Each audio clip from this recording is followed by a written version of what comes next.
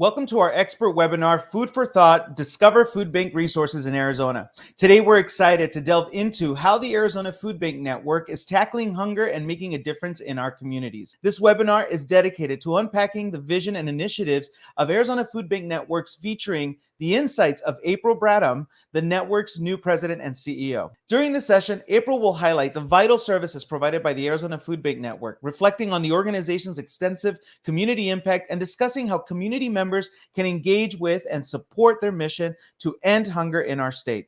We will explore the strategic direction of the Arizona Food Bank Network and the range of programs designed to support vulnerable populations, including seniors and children. And now, let's welcome today's distinguished guest, April Bradham. With over 7 years of dedicated service to the Arizona Food Bank Network and a background rich in operations and business leadership, April has been a driving force behind the organization's growth, especially with programs like No Borders, No Limits. She is an alumna of Arizona State University, holding a master's degree in business administration, and brings a forward-thinking approach to her new role as president and CEO. Okay, hello, April, and welcome to our program. Thank you so much for being here with us. Hi, thank you so much for having me. Excited to share these resources. Well, we're very excited that you're doing this, and congratulations on your new role. We're very excited for your leadership. Let's just dive right into the conversation. I know we have a lot to cover, and it's such an important organization that you represent. But, April, how can individuals and families most effectively access the resources offered by the food bank? Oh, it's such a great question. And I'll start with just a brief background of Sure. what Arizona Food Bank Network is and how it all works.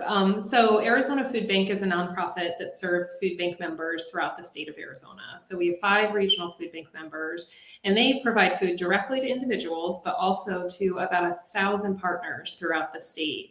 And those partners, think of school pantries, think of churches, think of other nonprofits that provide foods to their community as well. So I'd start by saying, if anybody is in need of food assistance, if you go to azfoodbanks.org, it's our website, there's a directory there that lists our members, but also their partners, and includes hours of operation, contact information, and anybody that's in need can go to any of these organizations and get a food box. We always encourage calling first, because hours sometimes change, or holidays and things like that.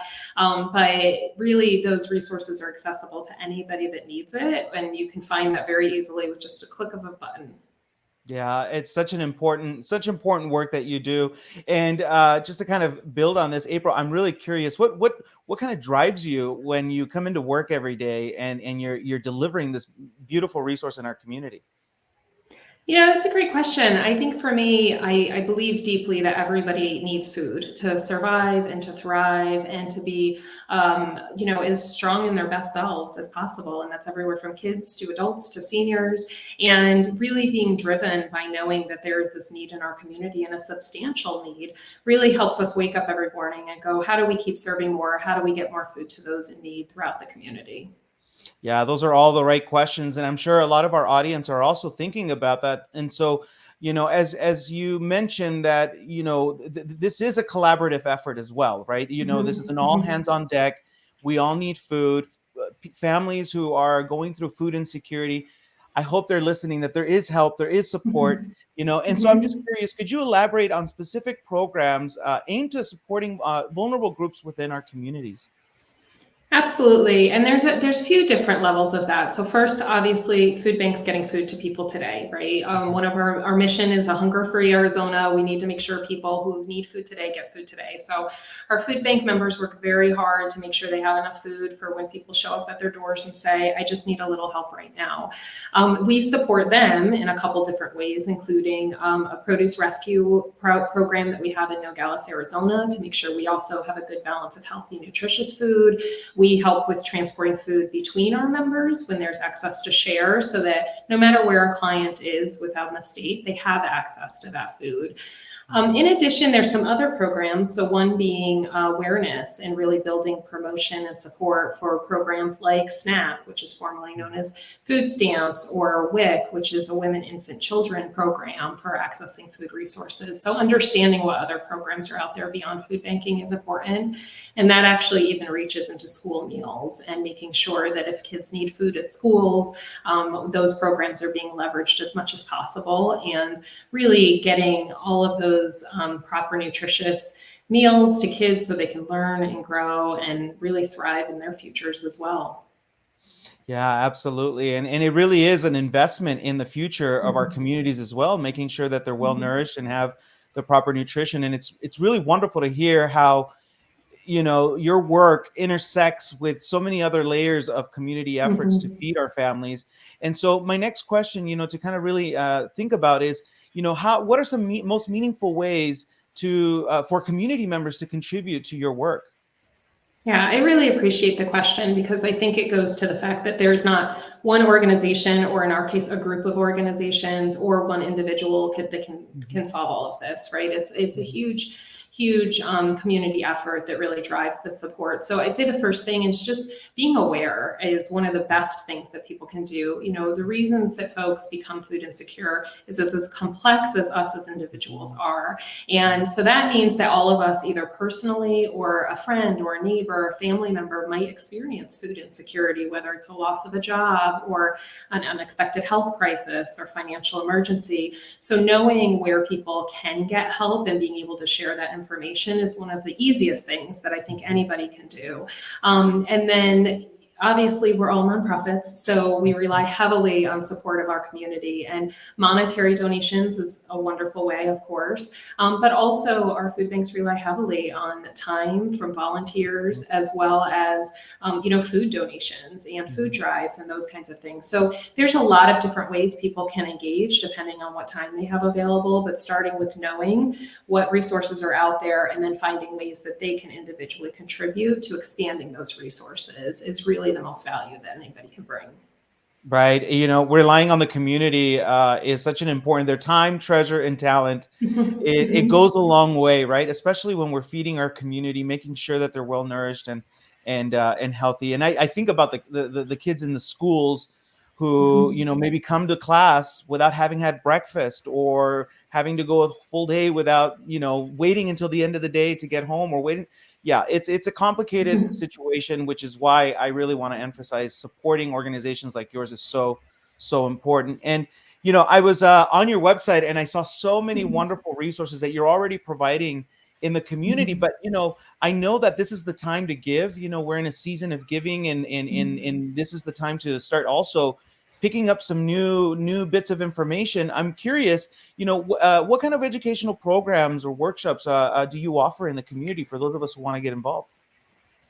That's a great question. So there's a couple layers of that. So first, there is, if an organization or an entity or a church or community wants to start a food pantry, we provide resources to current and future prospective food pantries that are out there, and anybody can access that through our website, azfoodbanks.org, or call us, and we can get you connected with the right folks at the right places. The other thing that we do, we work very closely with schools, as we mentioned, and because you mentioned kids, I think it's Mhm, just such an important topic. There mhm, are amazing federal meal programs out there, and we are very fortunate to be partners with No Kid Hungry, and through their support have actually two former food service directors that provide mhm, technical assistance directly to schools who want to implement these programs. So if families are interested in learning more about those school programs, working with their schools and understanding more, they can get that information on our website as well. And again, just those resources to understand what food insecurity is and what that mhm, impact, and staying up to date with that. And social media, we know these days social media is a great way to get the word out there. So sharing from our posts or our food bank members posts when there's needs in the community, and or different resources that can be, is another way to continue to spread those resources and that information. Absolutely. I find that to be one of the most powerful ways to empower community partners to get Mhm. involved and also be prepared and resilient for moments when they're most needed. So that's great. I love that you're setting up our community in that way. Well, that leads me then into another question. There are Mhm. times in our society, like for example, the pandemic was an example of where we all needed to Mhm. rapidly come together and provide community support. I think somewhere I was reading, I think it was last night, I was reading that over 51% of the population volunteered in some way during the pandemic. So Mhm. that is the best of humanity at work. And so I'd love to hear from your perspective. What does emergency services look like when you're mobilizing food across the Mhm. state? Yeah, such a great question and so important, which we saw, of course, during COVID. But we are in a state that's not immune to natural disasters such as wildfires. And again, individual emergency crises is a thing, right? So food Yep. banks are always there for those day-to-day personal emergencies. For community resources, we are part of a group called Arizona Voluntary Organizations Active in Disaster, and that's a coalition of nonprofits that agree to work together and come together when any community faces crisis. So food banks, whether it be one food bank that has resources to support one community or all of us working together to make sure we're getting food into the state and to the places that need, is really the role we serve. But we also obviously share the resources and the information with the groups that are doing sheltering or the groups that are trying to do planning for something that might be coming or sandbagging for flooding and making sure we know whether it's our warehouses, our trailers, or just food assistance. We can jump in and help serve in those ways as well. So sometimes, as you said, communities always step up and it's always amazing to see. And sometimes you get a little creative. So you never know what resources you might have that help. And can help. So we try to be really creative and nimble in what that looks like, with obviously the core mission of making sure that anybody that's impacted has food, whether it's on their plate or we're supporting organizations that do meals for those situations. That's wonderful. That's wonderful. And, I don't have any other questions, but I'd love to hear from you. Do you have any final remarks, anything that you really would like for the community to understand about the great work that you're doing at the Arizona Food Bank Network?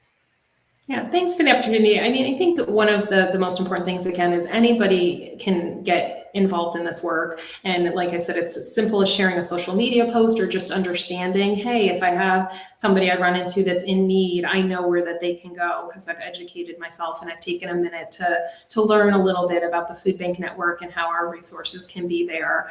Two, volunteering or sending time. Everything you can imagine is probably on our website and our member food bank's website. And it can be a local pantry around the corner, or it could be, a statewide organization with ours. There's all different ways to get engaged. And we really appreciate all of the donors and the generous community that already volunteers and supports us. And we encourage many more to just keep coming to the table. Well, there you have it, folks. April, our president and CEO of the Arizona Food Bank Network, thank you so much for joining our program today. Thank you so much for having me. Thank you, April, for your valuable insights and for sharing your vision on leading Arizona Food Bank Network to new heights. Your expertise is pivotal to our community's efforts to ensure no Arizonans go hungry. We trust this webinar has enriched your understanding of the Arizona Food Bank Network and the essential role it plays in our state. We've learned about the resources available, the importance of community involvement, and the many ways we can all contribute to a hunger-free Arizona. For more information and to get involved, please visit Arizona Food Bank Network's website at azfoodbanks.org. If you have any further questions or wish to contribute, do not hesitate to reach out to the Arizona Food Bank Network's dedicated team. Stay engaged with our webinar series for more enlightening sessions like this, where we will continue to share valuable resources and knowledge to support our communities. Remember to visit aps.com/assistance to access the necessary resources, guidelines, and application forms for the APS Energy Support Program.